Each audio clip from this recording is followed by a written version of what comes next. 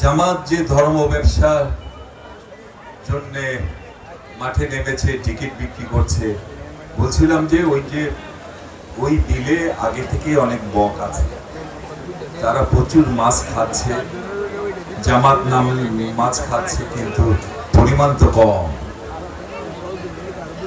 খুব একটা সুবিধা হবে বলে তো মনে হয়। সামনে নির্বাচন,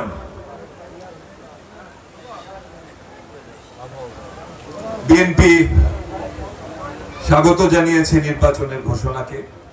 নির্বাচন হবে, বিএনপিও স্বাভাবিকভাবেই সেই নির্বাচনে অংশগ্রহণ করবে। কিন্তু কেউ বিএনপির নির্বাচনে গেলে জিতে যাবে এই আশঙ্কায় নির্বাচন নিয়ে নানা রকম প্রশ্ন তুলছে।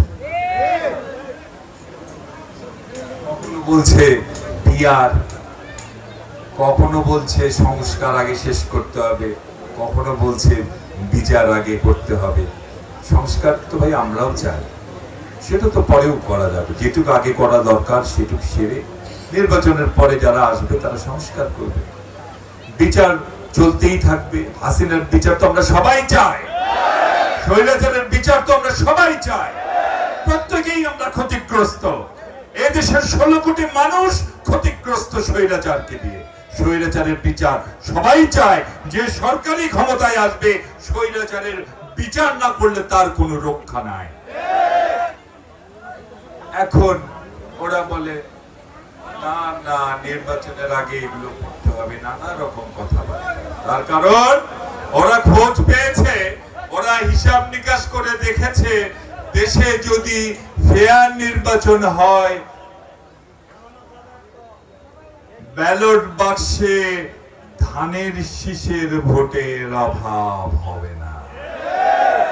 এ পর্যন্ত বাংলাদেশে যতবার নিরপেক্ষ নির্বাচন হয়েছে, যতবার পরিচ্ছন্ন নির্বাচন হয়েছে, যতবার বাংলাদেশের জনগণ ভোট দেওয়ার সুযোগ পেয়েছে, ব্যালট বাক্সে আল্লাহর রহমতে ধানের শীষ মার্কার ভোটের অভাব হয় না।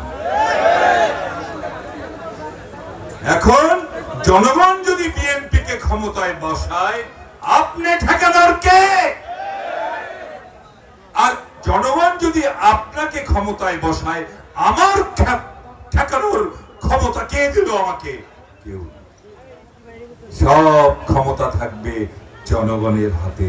কিন্তু জনরায়কে ভিন্ন খাতে প্রবাহিত করবার কোন চেষ্টা যদি আবারও বাংলাদেশে হয়, শহীদ জিয়ার সৈনিকরা প্রয়োজনে আবারও জীবন দেবে, আবারও গুম হবে, কিন্তু জনগণের রায়কে বাংলাদেশে প্রতিষ্ঠিত করেই ছাড়বে।